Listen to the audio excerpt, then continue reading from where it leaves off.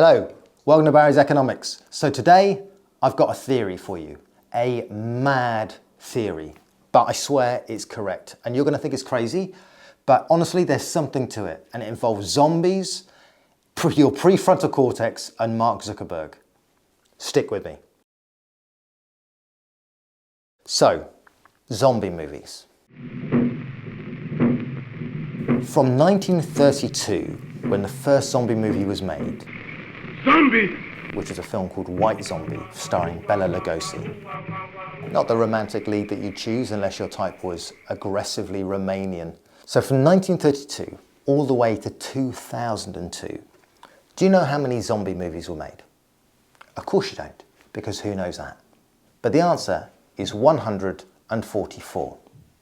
That is about 2.1 zombie movies a year. That includes a world war, through a Cold War, through Vietnam, through the moon landing, through, well, the entire 20th century of human achievement and catastrophe. And you might think, yeah, fine, whatever, niche horror, cult audience, whatever. However, then along came the first decade of the new century. Because that's how time works. And suddenly there's a leap to 567 zombie movies that were made in 10 years, which is 4 times as many as the entire previous history of cinema. And it didn't even stop there, because that's just the films. From 2010, zombie production, I use the phrase zombie production, I mean zombie film production. Zombie production, hopefully, is still 0. But the real explosion happened on television. Like in 2010, the same year that Instagram launched, AMC premiered The Walking Dead. And you must know The Walking Dead because not gradually, but almost immediately, it became the most successful series in television cable history. Like by 2014, it was pulling in 17.3 million viewers. Like 17 million people sitting down together to watch The Undead. And then there's Game of Thrones. Like Game of Thrones, let's talk about it, because Game of Thrones is the biggest series ever. And it's a zombie story. Yeah, sure, you get dragons, you get kings, you got giants, all against the rising threat of the White Walkers, an army of reanimated corpses marching from the frozen north to exterminate humanity, whilst the political classes are too busy squabbling about who sits on the throne to notice that the actual existential threat is bearing down on them. Even George R. R. Martin, how many f***ing R's? It's J.R. Tolkien, J.R.R. Tolkien, I don't know. What's the R's with the middle things for these writers? Or as I like to call him, George R. Martin. George R. He's a pirate.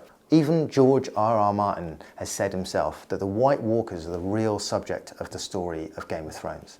And the final season of Game of Thrones was one of the biggest TV events ever. 44 million viewers per episode across all platforms. 44 million people watching a show about undead creatures and leaders that are too distracted by short-term politics to take the long-term threat seriously.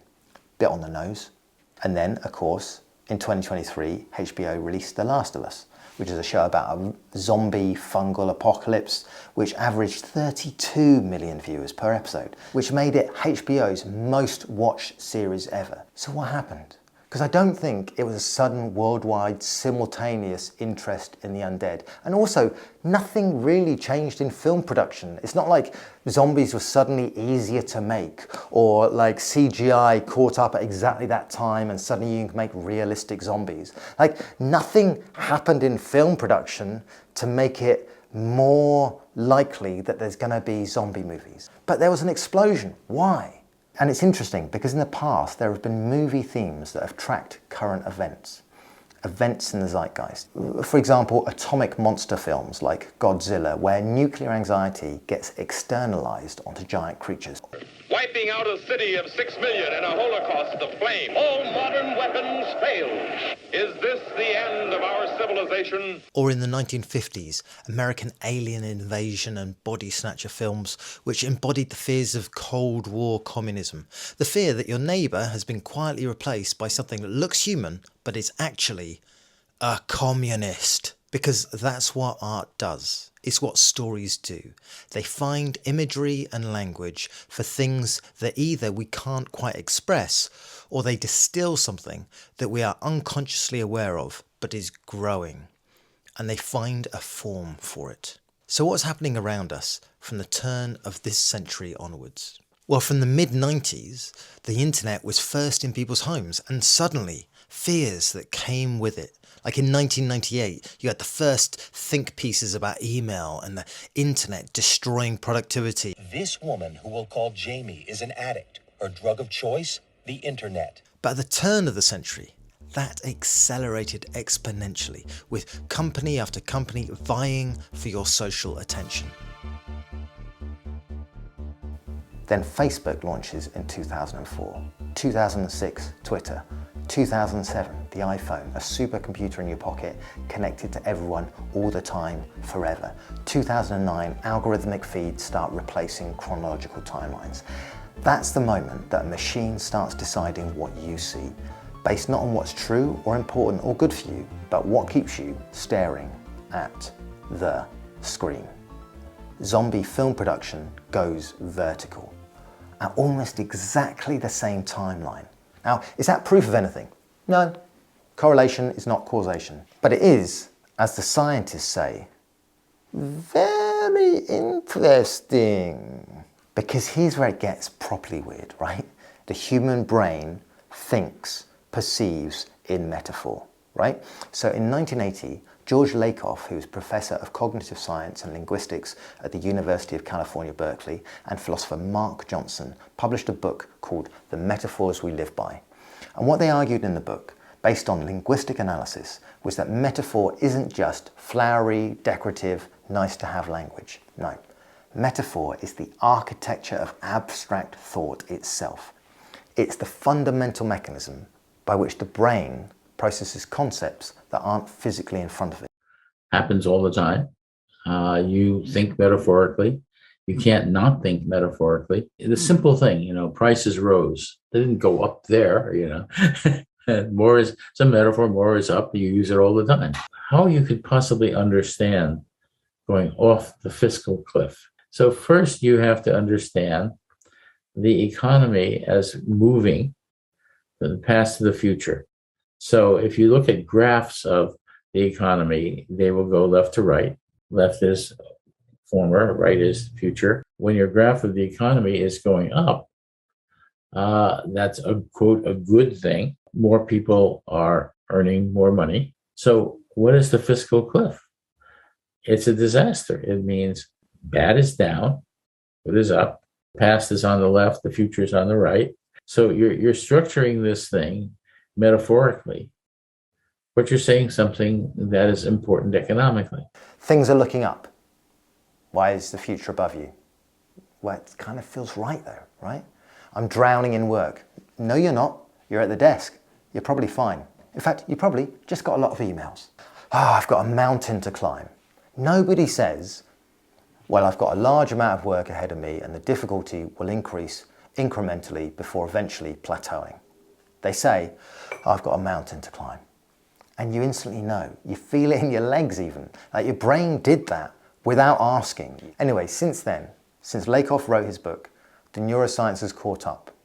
Again, it didn't actually catch up. It wasn't running. The neuroscience was like, I've got something to say on this, Lakoff. Research published in the Journal of Frontiers in Human Neuroscience, including by Lakoff himself in 2014, mapped what they call metaphor circuitry in the brain, which is when you process an abstract concept, you activate the same sensory motor regions for actual physical experience.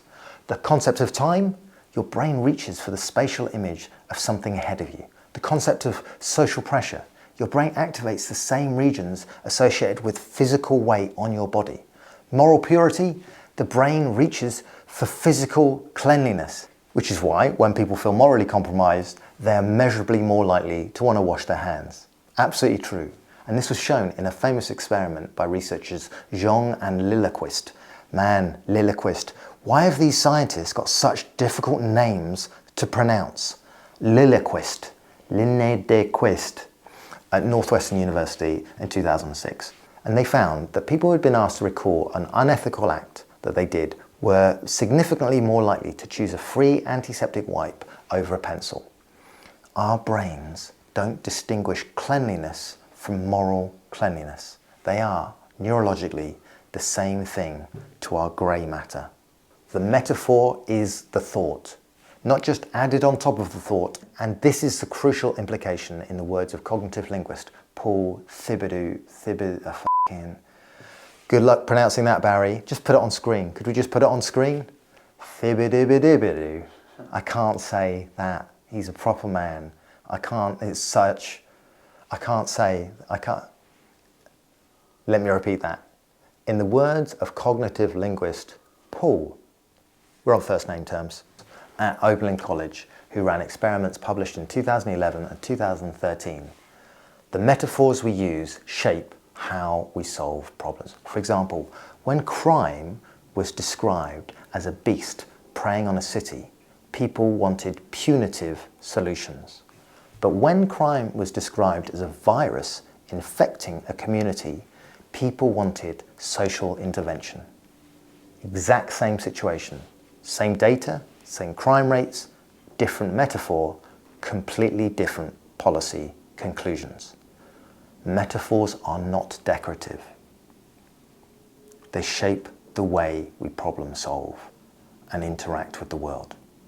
Which means, and stick with me here, when millions of people independently, commercially, with no coordination between them, all start reaching for the same image at the same moment in history, that is psychologically significant.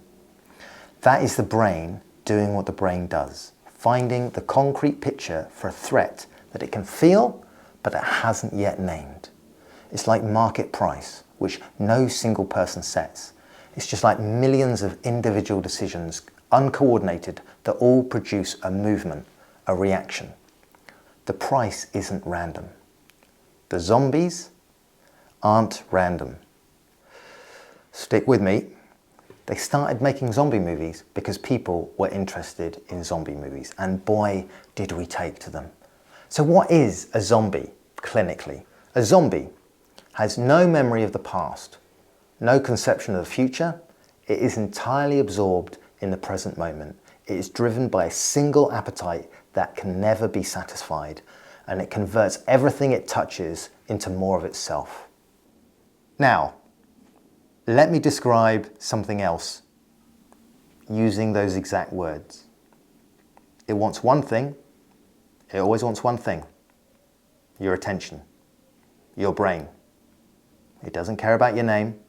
It doesn't care about your children's names. It just knows it's hungry for your attention, for your mind, driven by a single hunger, attention, right now, that can never be fully fed. And it's self-replicating through outrage, through sharing, through converting the living into the unliving. Just to be clear, I did stop talking about zombies about a minute ago. Right now I'm talking about social media. Right? Right. Right. Yeah? Yeah. That is the exact same description, isn't it? And the thing is, the social media platforms employ, and this is a real documented fact, thousands of psychologists and behavioural scientists whose job it is to engineer your experience for maximum engagement, maximum time on screen. Fuck maximum happiness, fuck maximum information. So in November 2017, Sean Parker, the founding president of Facebook, spoke at an Axios event in Philadelphia and admitted publicly what the platform had been designed to do. If the thought process that went into building these applications, Facebook being the first of them to really understand it, that thought process was all about how do we consume as much of your time and conscious attention as possible. And that means that we need to sort of give you a little dopamine hit every once in a while because someone liked or commented on a photo or a post or whatever. And that's going to get you to contribute more content, and that's going to get you, more likes and comments. I mean, it's a social validation feedback loop that it's like it's exactly the kind of thing that a hacker like myself would come up with, because you're exploiting a vulnerability in human psychology. And I think that the inventors, creators, and it's me, it's Mark, it's the Kevin Systrom at Instagram, it's all of these people. understood this consciously, and we did it anyway. The exact kind of thing that a hacker like myself would come up with because it exploits a vulnerability in human psychology. And he also added, for good measure, God only knows what it's doing to our children's brains. social media is a now machine. Zombies are now machines. Eat brains now, that's a zombie. Eat brains now, that's social media. The thing is, I'm saying this and it sounds like, it sounds mad, like I'm some strange conspiracy theorist. Man, they're making zombies of us all, man. They're just making zombies. But the thing is, it tracks. I can't see how it doesn't track. Like, you go out and like, the amount of people that you bump into on the street that are just on their phones like a fucking zombie, like, it's too close. It's too close. And yet, when I hear myself saying it, I sound mad. I say, it's zombies, man. They're making zombies of us. I don't understand. I can't. The thing is, I'm looking at the science, and there's more science, and I'm going to be bringing more of the science up. But the more I say it, the more I convince myself, and then the more that I convince myself, the more I think I sound absolutely fucking mental. Now is where I want to introduce you to a man called Tristan Harris. Thank you, Senator Thune and Senator Schatz. Tristan Harris is a design ethicist at Google. Yeah, they have design ethicists at Google. Well, they used to, because he left. And he co-founded something called the Center for Humane Technology. And he has spent the decade since working for them, testifying before Congress, briefing heads of state, and being the person at every party who keeps pointing at the smoke coming out of the kitchen while everybody insists it's probably fine. It's probably just toast. It's probably just toast. Yeah, it's just smoke. That's fine. It kind of adds atmosphere, doesn't it, the smoke? Like, all right, Tristan, just come on, enjoy the party. You know, it's a smoke machine. Let's get a glitter ball in here. It'll be fun. Persuasion is about an invisible asymmetry of power. When I was a kid, I was a magician.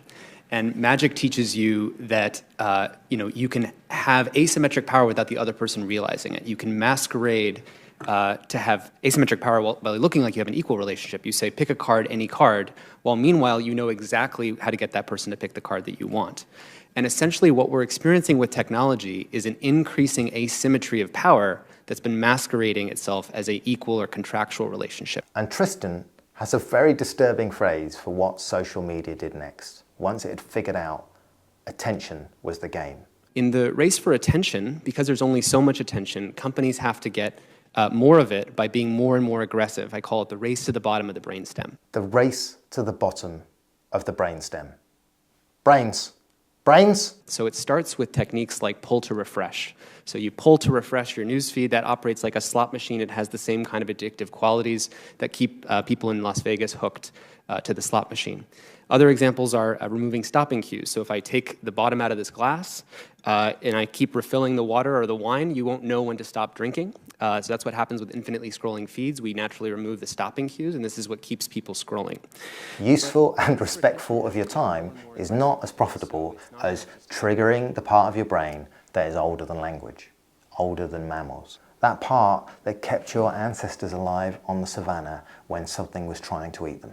And that part is called the amygdala. And the amygdala itself is the gatekeeper to a part of your brain that's called the deep brain, the lizard brain, the part of your brain that is faster than thinking. It's automatic. It's almost impossible to override it consciously. In fact, when the amygdala fires, it dampens your newer brain, your rational thinking brain, your prefrontal cortex. So the platforms learn through the cold mathematics of what gets clicked on, that outrage and fear travels faster, way faster than curiosity. That the ancient kind of primate brain alarm signal, the one that says you're under attack or that your group is under attack, is one of the most powerful emotional states a human being can experience. Keeps them engaged. And the algorithm found it by accident, just by watching billions of people's behaviors and clicks and shares, and it looked basically at the big data and noticed what made them stay on the platform. There's a tendency to think here that this is just human nature. No, that's just people are polarized and this is just playing out. It's a mirror. It's holding up a mirror to society. But what it's really doing is it's an amplifier for the worst parts of us. So in the race to the bottom of the brainstem to get attention, let's take an example like Twitter. It's calculating what is the thing that I can show you that gets the most engagement. And it turns out that outrage, moral outrage, gets the most engagement. So it was found in a study that for every word of moral outrage that you add to a tweet, it increases your retweet rate by 17%. So in other words, the polarization of our society is actually part of the business model. As recently as just a month ago on YouTube, if you did a map of the top 15 most frequently mentioned verbs or keywords in the recommended videos, they were hates, debunks, obliterates, destroys. In other words, Jordan Peterson destroys social justice warrior in video. So that kind of thing is the background radiation that we're dosing 2 billion people with. If you imagine a spectrum on YouTube, on my left side, there's the calm Walter Cronkite section of YouTube. On the right-hand side, there's Crazy Town. UFOs, conspiracy theories, Bigfoot, whatever. And if you take a human being and you could drop them anywhere. You could drop them in the calm section, or you could drop them in Crazy Town. But if I'm YouTube and I want you to watch more, which direction from there am I going to send you? I'm never going to send you to the calm section. I'm always going to send you towards Crazy Town. So now you imagine 2 billion people, like an ant colony of humanity, and it's tilting the playing field towards the crazy stuff. And the specific examples of this, a year ago, a teen girl who looked at a dieting video on YouTube would be recommended anorexia videos because that was the more extreme thing to show. If you looked at a NASA moon landing, it would show flat Earth conspiracy theories, which it recommended hundreds of millions of times before being taken down recently. I wrote down another example. 50% of white nationalists in a Bellingcat study had said that it was YouTube that had red-pilled them. Red-pilling is the term for the opening of the mind. Because nobody decided to optimize for fear. They optimized for engagement. The market discovered that outrage was the royal road to engagement. So the algorithm learned to go lower and lower, down past the prefrontal cortex, the conscious part of the brain that plans, that reasons, that thinks about next year, down through the limbic system, down to the amygdala, and past it, all the way down to the oldest, fastest, least rational circuitry of your skull, the race to the bottom of the brainstem. Because what are zombies, right? They're angry, rage-filled. In 28 Days Later, it's even called rage, the virus that creates zombies. It doesn't even end there. I'm not being paranoid, am I? I sound paranoid, don't I? Yeah. But I swear I'm not. Because the science doesn't even end there. Because even the emotion that keeps social media running, it's not happiness. The research is everywhere. For example, the research by NYU social psychologist Jonathan Haidt has consistently shown that anger and rage travel on social media at roughly twice the speed of calm, considered content. The rage virus spreads through contact, makes you aggressive, irrational, incapable of listening, turns you against the people closest to you, has no cure. I don't even know if I'm talking about zombies or social media here.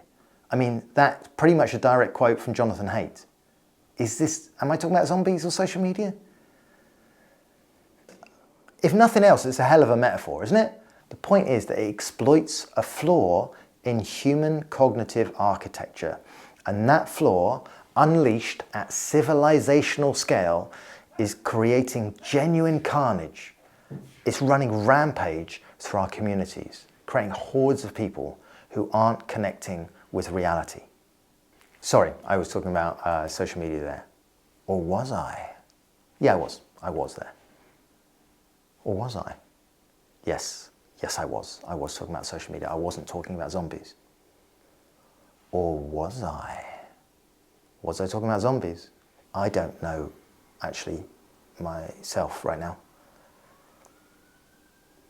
Or do I? Yes, I do. I'm just sticking to the script. Thank you. Or am I? Okay, technically this isn't in the script and I'm struggling to remember exactly where I am talking about zombies or social media. Or am I?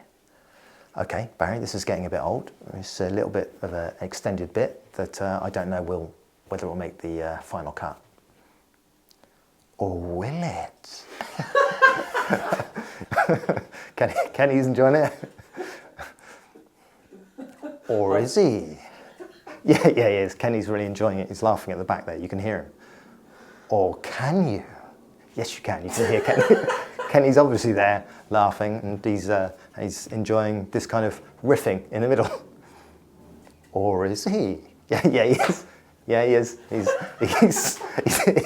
He doesn't know. He's picked up some crisps now because he's a bit nervous and he doesn't really understand what's going on. He's had a tough weekend. Or has he? No, he's actually had quite a good weekend. He said he had a really nice time. He went to Lexington, had a bit of a dance. Or did he? You've got to stop doing this, Barry. You've really got to stop doing this. Or do you? I think you do. All I'm saying is that I don't know whether I'm talking about social media or zombies, all right? That's my main point. Present bias. Social media also exploits, or zombies. No, social media also exploits something else. Another bias in our cognitive architecture, something called present bias. The Nobel Prize-winning economist, Richard Thaler, the man behind nudge theory, advisor to governments from the US to the UK, has built a significant part of his career on demonstrating something called present bias. So did Daniel Kahneman, another Nobel laureate. Oh, and also David Leibson at Harvard, and Ted O'Donoghue and Matthew Rabin. There are so many studies on present bias because humans always choose a smaller reward now than a larger reward later. Like you, watching this, would genuinely prefer £50 today, right, over £100 in 6 months. The experiment has been run hundreds of times in dozens of countries across cultures across the world with the same result. And one of the most vivid and famous demonstrations of this is the Stanford marshmallow experiment. So I'm going to give you a prize. I'm going to give you a treat. And the treat is a delicious marshmallow. But if you wait, I have to go check my car. When I come back, if you wait, you can have 2 of them. You can have 1 now, or when I come back, you can have 2. Okay? Okay. So in 1970, psychologist Walter Mischel at Stanford sat children in front of a single marshmallow and told them, if you can wait 15 minutes without eating it, you get 2 marshmallows. And, predictably, most children couldn't wait. Because this is what the brain does, right? It doesn't weigh out the future equally with the present. A reward now feels different to the same reward later. Because present bias isn't a flaw, it's the way that the brain works. But if you wait, you're going to have 2 of them.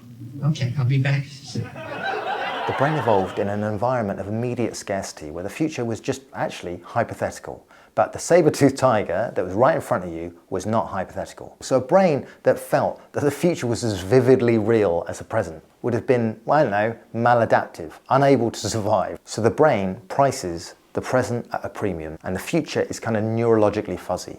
And that makes sense, right, in a world where you might not have a future at all. But this is key. The children in that study who could wait for whatever reason, through whatever combination of temperament and circumstance and trust, those children that could wait for the second marshmallow had better life outcomes. The correlation was real, which tells us something important. Learning to manage present bias to feel the future as worth waiting for matters so much. In fact, it might be one of the most useful things a human being can do. And we have just handed every single human being on Earth a present bias magnification device. A machine engineered for how do we consume as much of your time and conscious attention as possible. Optimized purely for now. Because we didn't invent the bias. Social media didn't invent it. It's just given it a supercharger. And that's a problem because decisions now determine what kind of planet exists in 50 years. I mean, you can see present bias really clearly in the current obesity epidemic because the brain evolved for scarcity. It had no concept of the world where you could access 10,000 calories at 3 in the morning while watching other people eat things on TikTok. The brain just sees food and goes, yes, please, put that in there. And again, and again. I feel a bit sick, but come on. We might never have in the mouth because the brain hasn't been updated. There's no patch, there's no update. There's no brain 2.0 where suddenly, you don't feel as hungry after you've eaten the right amount of calories. Apple hasn't released the update for that yet because we've moved beyond our programming. Our lives have moved beyond our programming. Our decisions that we have now determine the stability of institutions built over centuries. We have Paleolithic brains with atomic powers, right? And the gap between those two things is where all the trouble lives. And what do? Well, rather than building systems that correct for that flaw, the way that seatbelts, correct for the fact that humans are rubbish at anticipating crashes, the profit motive is essentially hacking our biology for profit. And it's building systems that amplify that weakness. The problem isn't that we're stupid, apart from you. You know who I'm talking to. You are stupid. The problem is that we've built the machine without factoring in our biological limits and biases. And now our machines are about to rule the world. Because this is the full stack of short-termism. And social media is just the visible symptom, because it's the same structural flaw runs through every single layer of how we've organized civilization. Like the corporate earnings cycle. Short term, quarterly, 3 months. That is the horizon over which most decisions of some of the most powerful organizations of the world are evaluated. 3 months. Fuck the next decade. Profits now. A CEO that invests in something that's going to pay off in 10 years is punished in the short term. The share price drops, analysts downgrade. The incentive structure rewards the nearest reward. Always. Brains. Even the democratic political cycle, 4 years. That corrupts things. Voters care more about things that are right now than about what might happen in the future. And that means that governments are naturally pushed towards making decisions that look good before an election, even those decisions that cause problems after an election. Budget giveaways. They're going to give us tax cuts. Vote in those guys. You know what, if they get in, we might never have to pay tax again. Yeah! Make it rain, baby! Make it rain! Oh, it seems to be raining piss. And it's been studied too. The Nordhaus political business cycle, first described in 1975 and, well, debated ever since, suggests that economic management itself bends towards electoral timetables. And more recent research, including a 3-year study of over 1,500 elected politicians, published in 2024, found that what most predicts a politician's willingness to invest in long-term policy, well, actually, it's not how close they are to election in itself. It's the politician's beliefs about whether voters are capable in thinking long-term. Because politicians don't invest in the future often because they don't believe we want them to. So the political cycle, 4 years. Corporate reporting, 3 months. Social media, 4 seconds. And me, I'm reacting to comments on this video right now, even before you made them. You have to be that fast. Every single layer of our social and technological world is pushing human attention towards immediate and away from the consequential. And our collective unconscious is screaming through 567 zombie films. And we thought it was just entertainment. I mean, it's quite entertaining, but it's not just entertaining. Or is it? Yeah, Barry, you don't want to do this again. Or do I? But come on, where's the hope? And there is hope. In every zombie series, movie, there are survivors. And they do one thing to survive. One thing. The one thing that zombies cannot do. They plan. They think about next week. They defer. They don't eat all the food now. They ration it. They argue, but they stay in the argument. Nobody gets their brain eaten for saying the wrong thing, because in an apocalypse, you need everyone's brain, including the annoying, inconvenient ones, right?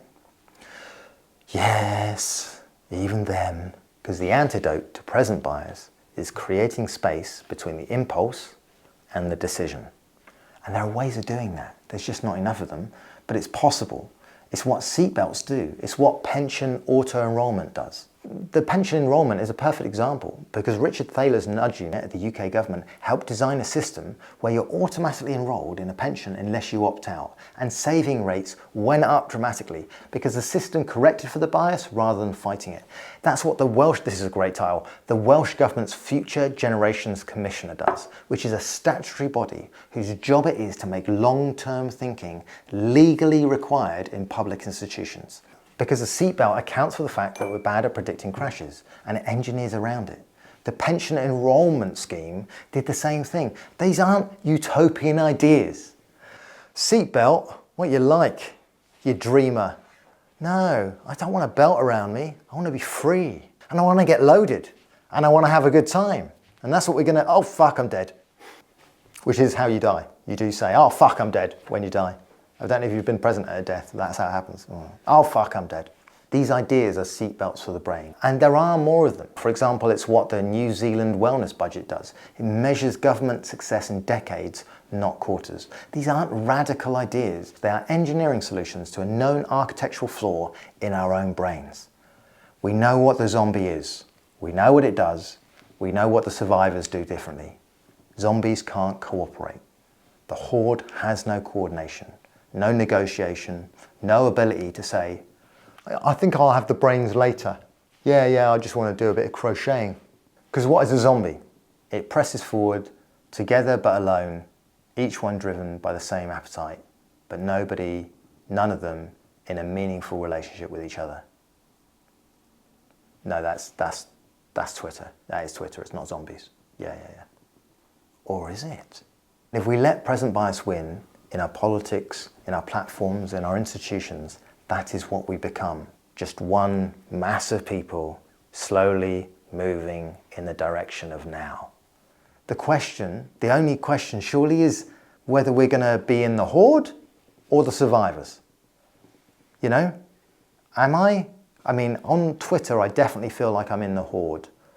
Like, are we going to build systems that correct for the caveman part of me, that's self-destructive instincts, that just rewards present bias? Or am I going to let somebody say, actually, I think we're making a mistake, and actually listen to them? It's funny, but when you think about correctives to the whole issue, it doesn't feel complicated, but it is hard, right? And I don't know, we've known it for a while. We just thought it was entertainment, not an action plan. It should be an action plan, not an action movie. It's a brave new world. Anyway, have I convinced you? Have you now, do you think I'm mad? I don't know. Or do I? I just think that that's the way of things. In fact, in some ways, I think we should just smash up all technology. That's what we should do. No, we should just do no, Kenny, I didn't mean